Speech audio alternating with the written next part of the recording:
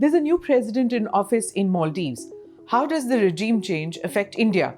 Will it impact on India's neighborhood first policy? Does a man in charge, whose campaign slogan was India Out and is clearly pro-China, impact upon security for India in the Indian Ocean region?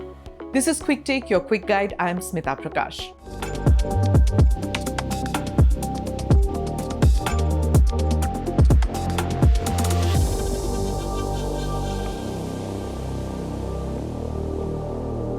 First, let's look at Maldives. Where is it located and why its location is of consequence geostrategically for the Indian subcontinent? Maldives lies on one of the busiest sea lanes of communication, SLOC, that connects the Gulf of Aden to the Strait of Malacca. A sizable quantity of natural gas and gas exports from West Asia moves towards Southeast and East Asia through these lanes, and export of finished products goes to the West Asia from sea lanes. But since the last 10 years, China has been increasing its naval presence in the Indian Ocean region and building its relationship with Maldives. Maldives, falling bang in the middle of the string of pearls of China, the Belt Road Initiative, the projects at the ports of Dukhum, Dorale, Gwadar, Hambantota, Paera, Chittagong, Kyaukphyu, and Seychelles. Maldives now owes China anywhere between $1.5 billion and $3.5 billion, with its debt standing at 31% of its gross national income in 2022. The real and present danger of the infamous Chinese debt trap stares Maldives in the face. Then there's another problem. Under President Yamin, the radicalization of Maldivian youth increased significantly.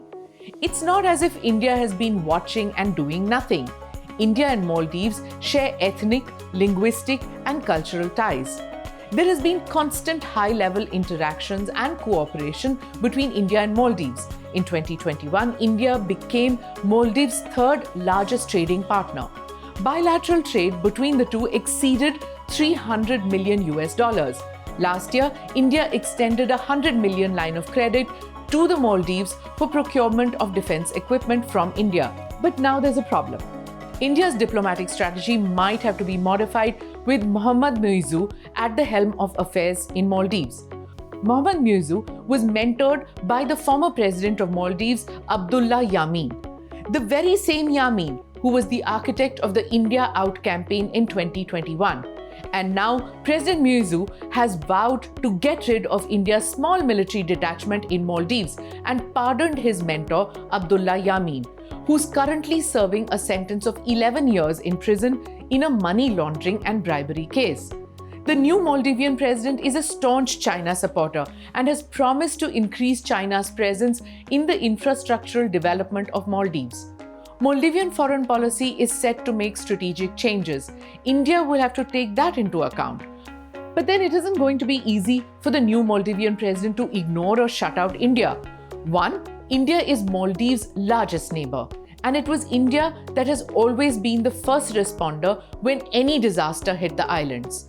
Maldives was the first country India gifted COVID vaccines within 4 days of rollout in India. India delivered over 3 lakh doses. India recently extended financial assistance of $100 million, and that assistance without any strings attached. India has spent billions improving infrastructure in Maldives. India Out could spell disaster to Maldives. Maldives, being a large ocean state, has porous borders.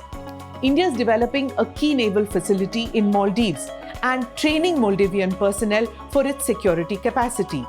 Collaboration on all these projects now stands in jeopardy with the new dispensation, which clearly wants to scale down security partnership with India.